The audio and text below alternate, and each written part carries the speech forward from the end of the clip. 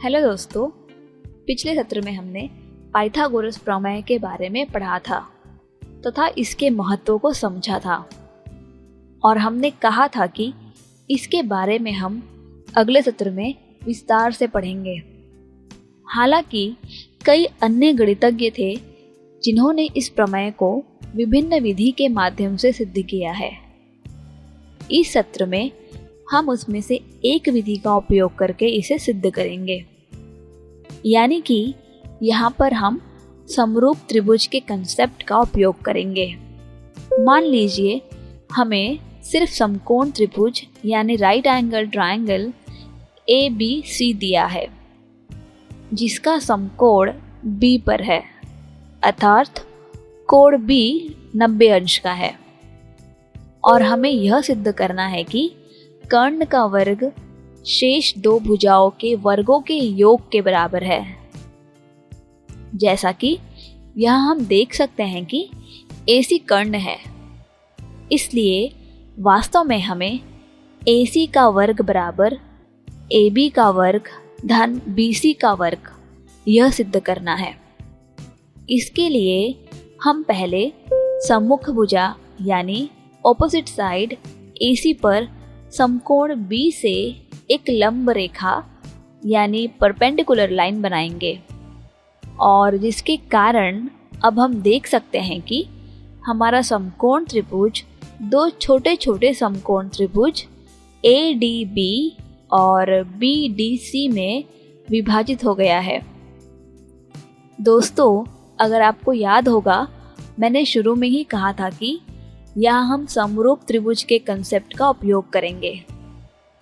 तो अब हम यह जस्टिफाई करेंगे कि हमारा ओरिजिनल समकोण त्रिभुज ABC यह नए बने हुए दोनों ही त्रिभुज ADB और BDC के समरूप है।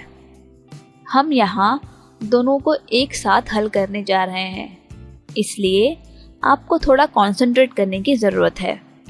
यदि हम पहले इन दोनों त्रिभुजों को देखते हैं तो हम देख सकते हैं कि दोनों ही त्रिभुज के लिए कोण A उभयनिष्ठ है यानी कॉमन है। इसी प्रकार अगले दोनों त्रिभुजों के लिए भी कोण C उभयनिष्ठ है यानी कॉमन है। कोण B और कोण D भी समान है क्योंकि दोनों ही समान माप के हैं, अर्थात 90 अंश के हैं। तो दोनों ही त्रिभुजों की जोड़ी में हमें दो समान कोण मिले। दोस्तों, याद करिए, हमने पहले ही पढ़ा है कि दो समान कोण ही दोनों त्रिभुजों को समरूप त्रिभुज सिद्ध करने के लिए काफ़ी है। खैर, ये समरूप यानी सिमिलर नहीं दिख रहे हैं क्योंकि ये डिफरेंट ओरिएंटेशन में रखे गए हैं, यानी कि इन्हें घुमा के रखा हुआ है। और हमने पढ़ा था कि समरूप त्रिभुजों के ओरिएंटेशन से कोई फर्क नहीं पड़ता है। तो अब तक हमने यह सिद्ध किया कि त्रिभुज ABC और ADB समरूप त्रिभुज है और त्रिभुज ABC और BDC भी समरूप यानी सिमिलर है। पर दोस्तों, इसका मतलब यह भी है कि त्रिभुज ADB और BDC भी समरूप है।